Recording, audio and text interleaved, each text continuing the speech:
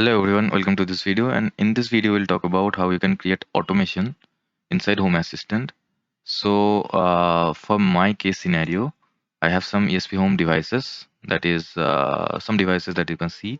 So I'll automate between these two, water tank and then dining info. What I'll do here, water tank has the value of the water percentage, like how much the water is filled inside the tank, and I'll take that value and turn on the LED here. So the LED, I have one LED that can produce three colors, red, blue, and green. So according to that tank value, like water value, I'll change the color of the LED here. So for me, I'll open how will I do it. So I'll just edit it a little bit. If it is more than 80, I'll put it as green, and if it is 20 to 80, I put it at blue. And at the end, I will have one more scenario, that is if it's greater than 95, then I'll turn on a buzzer that I have with this dining info. Okay, so that's the scenario we'll do it. Now to do that, we'll first go to settings, automation and scenes. In this scenario, I already have two automation here, this one and this one. So I'll create the rest of the two. I'll just go through this two. So this is how you will do it. Okay. So I'll create one to actually let you know how you can do it. So create an automation here. Then with the trigger means which will trigger this incident or trigger this automation. I'll choose water tank. Then I'll choose the value. Okay. Percentage values. Changes above 20, below 80, right? According to this scenario. This one we are doing. So this will trigger the blue, and we got the trigger condition. Now we have to trigger what we want to do here. So for dining info, we want to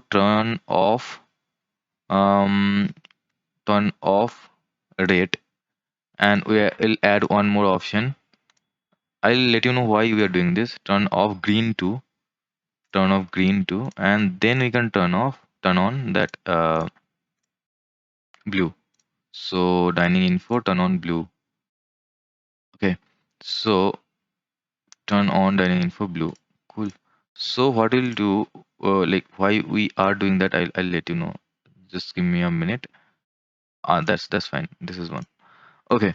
So think of a situation where we have this one. Okay, we have more than 80. So the value is 85. Now when it will decrease inside 80, the green is already on, right? So we have to turn it off before turning on the blue. Otherwise, this two color will be on in my LED. So it will be a mixture of blue and green. So that's that we don't want to do, right? For the same scenario, if it is 19, it will be red already, and if it is more 21 or something like that, then it will be going to blue, right? So if I don't turn it off, it will be like red plus blue mixture.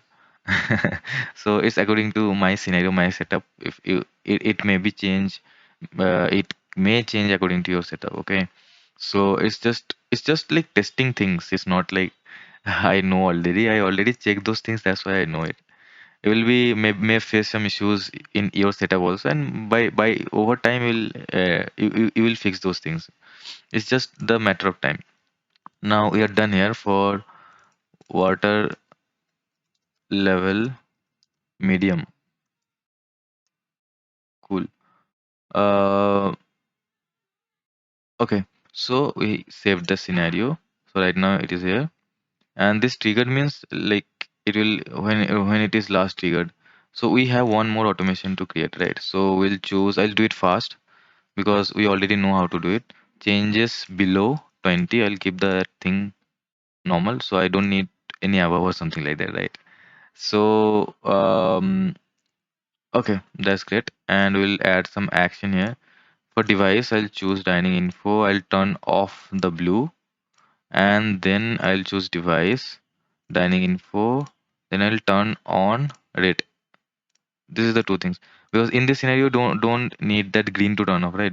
Because that will be handled by that blue one. So this is the thing. So now we'll water level um low, right? So that's how you save it. in this scenario, I'll show you the full also. In full also we are above 80, and turn off the blue, because from if it comes from normal to the high or normal to the full water automation, we have to turn off the blue, right? So that's the thing, because it either it will, then it will be a mixture of blue plus green. So we'll this things, three things are for light, and this is for the buzzer that we have, this one. So here we actually added one more field. I'll let you know why.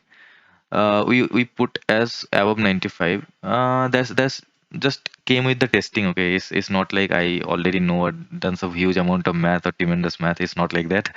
It's just about like testing things. So I test those things in my home maybe 3 to 4 times, and then this value came up. So this is the thing, and after that we also have to put like current volume value according to 95, and then we'll turn on the buzzer. So I have one button, physical button, that I press to turn off the buzzer. So another video I'll talk about how I coded everything up, like these two devices to actually work with each other. So you can check the cards for this section, and I'll add the video in the description too.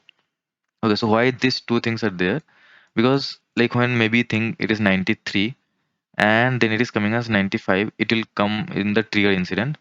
And sometimes what happen when I fill the tank, because of the like the water falls from top, right? So it creates a wave inside the tank. Now sometimes what happens, the because of the wave, the value sometimes came as 95 or over 95. Okay, and the buzzer triggers, but in the next value maybe it is 93 or 92, because it actually measured the waves, not the actual water, because the waves is flowing here and there, because the water is filling up, right? And it gives a false value, right? So want to test it, like if it is go above 95 and the value also stays above 95, just don't trigger when you have just got an over 95 value. Also check that the value stays within 95, like above 95, as you can see here. Then only trigger the event. So it's just for verification. It's not nothing like that. So what will happen here, if this two incident like two event matches, then only it will trigger this one. So that's how you will do it. Okay, one more thing to note here is that when I created all these events, it never triggered right now, as you can see. So we'll check what is the value right now. So if you can check what is the value, it is 91.65, correct? So according to us, then it should come up here, water level full, right? Because 95 is less than 95, so alert don't trigger. It is above 80, right? But the thing is, it will not trigger this event. Why?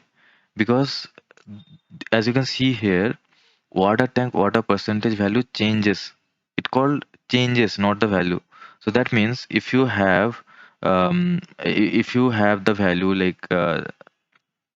like 79, and then it coming to 81 or maybe 80 to 81, it will trigger the event, but the value is already inside this percentage, right? So it is not, the value is not changing between this phase. Okay, so it's about changing the phase, it's about not changing the values. So it will not trigger this event. Okay, it will keep it normal. The first in thing after setting up, you have to manually just run the action. Okay, that's how you do it. But after that, you don't have to touch this, because next it will come up here, correct? If I'm not wrong, then the value will definitely, right now is 91. So it will come below sometime, like after some time, it will definitely come below 80, like maybe from 79. Okay. So that time the phase changes, right? From full to the medium, the phase changes. This time it will trigger it automatically. It's more about not the value or each and every time it gets. Like for me, I'm checking the values here. This is the important thing to note. So for me, I'm changing the value here. Okay, each 15 seconds interval. Okay, so you might think like why it's not changing the color if it's getting the value in 15 seconds. It's just because it thinks everything as a phase. So it's already inside this full phase. It will not get any trigger again and again for this phase. So when the value will fall from 80 to 79, that time the phase changes, or the phase that you have defined here changes. So that time it will automatically trigger, but not the first time when you make it, because the value is already inside. So that's the thing. That's why it called the value changes. It does not say that the value is inside this. Like if you go for AND condition, you will get the value is inside. Okay, the value is current values. Does not says current values. It says value changes from here to there.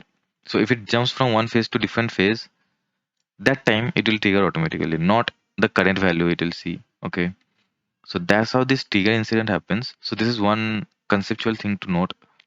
If you have any more doubts or something, definitely the comment section is there. I'll happy to answer those, and let me know if you face any issues. So that's all for this video. We'll come up with different things, different interesting things in the next video. So see you in the next video.